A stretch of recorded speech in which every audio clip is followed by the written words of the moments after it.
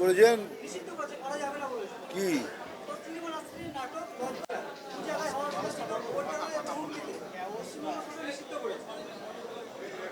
পশ্চিমবঙ্গের নিষিদ্ধ করা তো পশ্চিমবঙ্গের সরকারের প্রথম কাজ।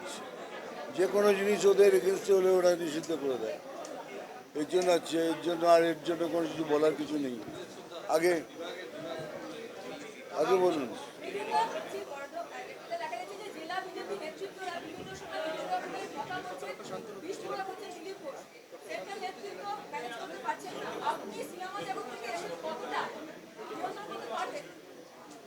আর একবার বলবেন?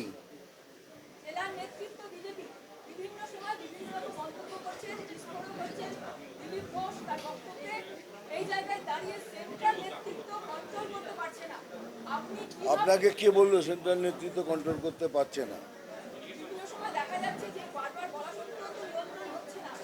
দেখুন, এগুলো হয় যে কোনো কোনো কাজ দিলে পরে 10 দিলে পরে আমরা এমনিতেই বেশি বেশি করে বলে রেখেছি 12। আমরা জানি 12 সম্ভব নয়, 9 হবে, 8 হবে। দ্যাটস অল রাইট, আমাদের টার্গেট হয়তো 8, আমরা বলে রেখেছি 12। বাট কেন্দ্রীয় সরকারের কথা শুনবে না, কেন্দ্রীয় নেতৃত্ব কথা শুনবে না, এমন কেউ কাজ করেছে বলে তো মনে হয় না।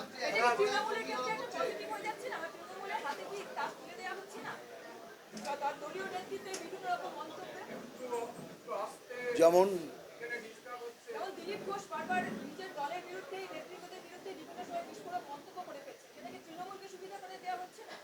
অনেক পুরনো কথা বলছেন, এখন কখন কথা বলেছেন দিলীপ দা? আর দিলীপ দা বলেন, এটা আমাদের গর্বের ব্যাপার। বলুন, আমাদের এই রাজ্য থেকে জঙ্গি ধরা পড়ছে, প্রত্যেক দিন ধরা পড়ছে, এটা আমাদের জন্য গর্বের ব্যাপার।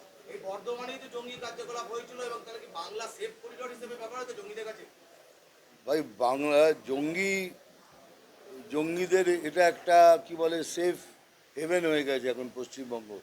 যেখান থেকেই দেখুন, ওইখানকার বর্ডার, কাশ্মীরের বর্ডার বন্ধ হয়ে গেছে, তোরা পাকিস্তান হয়ে বাংলাদেশ হয়ে এখানে ঢুকে পড়ছে। মানে এটা একটা আমাদের জন্য বিরাট গর্বের ব্যাপার যে পশ্চিমবঙ্গে এসব জঙ্গি ধরা পড়ছে, জঙ্গিরা তৈরি হচ্ছে, বিরাট ব্যাপার আমাদের জন্য।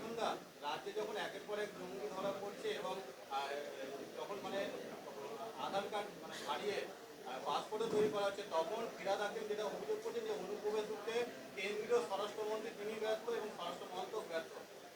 সরাসরি তিনি কেন্দ্রীয় স্বরাষ্ট্রমন্ত্রীকে দিকে সমস্ত রাজনীতিবিদরা এরকমই কথা বলে, নিজের ঘাড়ে নেবেন কেন? বলে দেবেন এটা এদের কর্তব্য, এদের কর্তব্য। এই প্রিন্টিংটা হচ্ছে কোত্থেকে? আধার কার্ড হচ্ছে, তৈরি হচ্ছে কোত্থেকে? নিশ্চয়ই এখানে কোথাও মেশিন আছে, সামথিং সামওয়্যার। কিন্তু এটা রাজনীতিবিদদের এটাই এরমভাবেই মন্তব্য করে।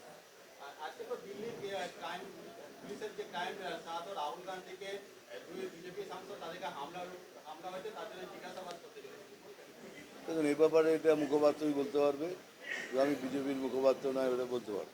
বিরোধীরা যেটা অভিযোগ করছে যে বাংলা জঙ্গিদের নিরাপদ আশ্রয় এবং সরকারের হচ্ছে সভ্যতা হচ্ছে তো সভ্যতা এবং দূষণ নীতি, তাই ওদের এখানে আর রেখে দিতে সুবিধা হচ্ছে বিরোধীদের অভিযোগ। তো এটাই তো আমি বললাম, এটা আমাদের গর্বের ব্যাপার। এখানে এসে সমস্ত জঙ্গিরা তাদের ট্রেনিং পাচ্ছে, তারা তৈরি হয়ে যাচ্ছে অন্য জায়গায় এইসব সন্ত্রাস ফেলানোর জন্য। এটা আমাদের গর্বের ব্যাপার, কারণ আমাদের রাজ্যে কি বলে, আমরা গৌরব বলতে পারি আমাদের রাজ্যে জঙ্গি তৈরি হয়। 2014 সালে বর্ধমানে এই ধরনের জঙ্গি কার্যকলাপ ধরা পড়ল, তারপরে কি রাজ্য কেন্দ্র কেউ কি কোনো রকম ব্যবস্থা নেয়নি? তারপরে কি আবার হচ্ছে? দেখুন, রাজ্য কেন্দ্র ব্যবস্থা নিতে যায়, সব জায়গাতেই দেখবেন কেন্দ্রের কোনো কাজে রাজ্য বাধা দিচ্ছে। এটা বিশ্বকর্মা কার্ড সবাই দিলে সবার ভালো হবে, দেখুন বন্ধ করে রেখে দিয়েছে। কি করবেন আপনারা? আয়ুষ্মান কি বলে, আয়ুষ্মান ভারত, ওটাকে বন্ধ করে রেখে দিয়েছে। এতে সবার ভালো হবে, আপনার আমার সবার, বন্ধ করে রেখে দিয়েছে। কি করবেন? দাদা, বাংলাদেশে এখনো পর্যন্ত 2200 হিন্দুদের উপর হামলা হয়েছে বলে তথ্য উঠে আসছে, এবং সেখানে দাঁড়িয়ে বিরোধীরা যেটা অভিযোগ করছে যে এই ক্ষেত্রে ভারত সরকারের আরো শক্তিশালী মানে কঠোর পদক্ষেপ দরকার হিন্দু রক্ষার্থে, কিন্তু এখন কিছু হয়নি। দেখো ভাই, একটা কথা বলি, খুবই দুঃখের ব্যাপার এটা, কিন্তু সঙ্গে সঙ্গে সেটাও বলি, একটা ভারত আমাদের একটা বিরাট দেশ। বাংলাদেশকে কি এটা যে যা বলছে বলতে দিন, but do not under estimate India. ভারতকে আন্ডার এস্টিমেট করবেন না। আমার কথা হচ্ছে কি, যেটা হচ্ছে সেটা তো খারাপ হচ্ছে, কিন্তু যখন কোনো নেশনের উপর কিছু করতে যায়, তার অনেক কিছু বাধা আসে। ইউনাইটেড নেশন থেকে বাধা আসবে, অনেক কিছু তার জটিলতা আছে। সেই জন্যই ভারত দেখছে, উই আর ওয়াচিং। ঠিক এক সময় 1 মিনিটের ব্যাপার, খেলা শেষ হয়ে যাবে। বাংলাদেশের নেতারা তো হুঙ্কার দিচ্ছে। আমি কি বললাম? এই হুঙ্কার দিচ্ছে বলেই তো বললাম, do not under estimate India. দাদা, কোথাও কি মনে হচ্ছে যে ভারতবর্ষের যে আভ্যন্তরীণ নিরাপত্তা, সেই নিরাপত্তার সঙ্গে এই রাজ্যের সরকার কোথাও আপোষ করছে? বাবা, এই রাজ্যের সরকারের সাথে কি যে বলি ভাই, বলতে পারি না আমি। কিন্তু এরা কিছুই করতে দেয় না, আর নিজেরাও কিছু করে না। ওরা চায় কি সবসময় বিজেপি ছোট হোক, কেন্দ্রকে ছোট করা হোক, তার জন্য মানুষ মরুক, কে করুক কি যায়, তাদের কিচ্ছু আসে যায় না।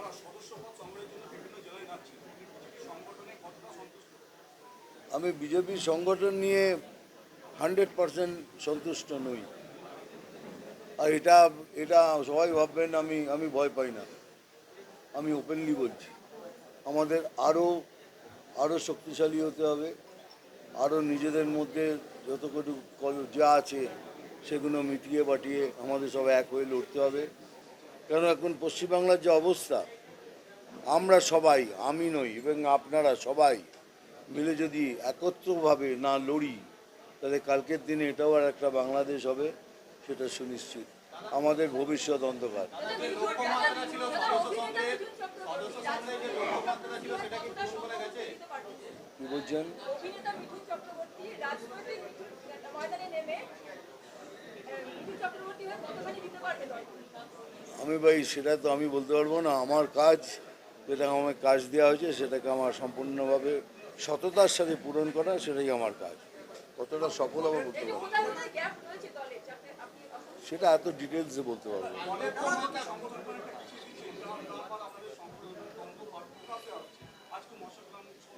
দেখুন, প্রকাশ্যে আসছে এই জন্যই কি সবাইকে সব কিছু চাই। আপনি যদি একটা লিডারকে বলেন কি তুমি জেলা প্রেসিডেন্ট হও, তা আর একজন যিনি বসে আছেন তিনি বললেন আচ্ছা তুই প্রেসিডেন্ট, দেখ এবার তোর পাটা কেমন কাটি। এইটাই চলছে এখন। সেইটাকে একটু আমাদের ভেবেচিন্তে সবাইকে বুঝিয়ে আমাদের একসাথে মাঠে নামতে হবে। This is our minor thing, সব পার্টিতেই হয়। I think it will be done. সদস্য সংগ্রহের যে লক্ষ্যমাত্রা ছিল, তার কি ধারে কাছে পৌঁছানো গেছে? আমি বললাম না আমরা 12 বলেছি। 12 তো অ্যাকচুয়ালি না, 12টা একটু বেশি বলা। যেন 7 হলেই আমরা খুশি, but we are near to it. হ্যাঁ,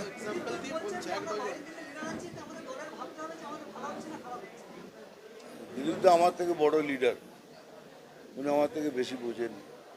দিলীপ দা যা বলেছেন কিছু ভেবেচিন্তে বলেন, আমি তার উপরে কমেন্ট করবো। দাদা, দিলীপ দা তো আরো বলছেন যে আমার সময়, আমি যখন সভাপতি ছিলাম সেই সময় দলে কোন্দল ছিল না, গোষ্ঠীদ্বন্দ্ব ছিল না। হয়তো উনি ঠিকই বলছেন। মানে কি এখন কি গোষ্ঠীদ্বন্দ্ব বেড়েছে? বাড়েনি, তবে এইটুকু বলতে পারি যে দেখা যাচ্ছে কি সবাই কিছু না কিছু পাওয়ার জন্য পার্টিকে ভালোবাসা কম আর পাওয়ার ইচ্ছেটা বেশি দেখাচ্ছেন। কিন্তু পাওয়ার ইচ্ছেটা ভুল নয়, কারণ কেউ যদি রাজনীতি করে, এতদিন ধরে রাজনীতি করে, সেও চায় আমি যদি কিছু হয়ে যাই, কিন্তু হয়ে যাবে, সব ঠিক হয়ে যাবে কিছুটা সময়। মানসিক চেঞ্জ কতটা করতে পারবেন? মানসিক,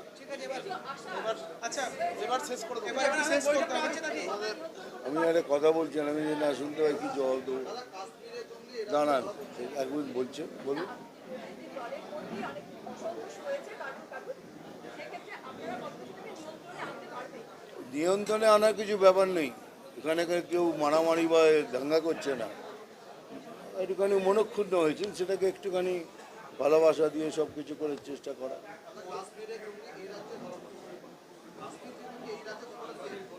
আপনাকে কি বললাম, এটা হলো একটা সেফ হেভেন।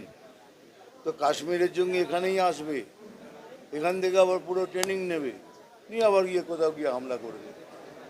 এটা একটা সেফ হেভেন হয়ে গেছে এই রাজ্য। এটা আমাদের জন্য গর্বের ব্যাপার। বিরাট গর্ব। ওকে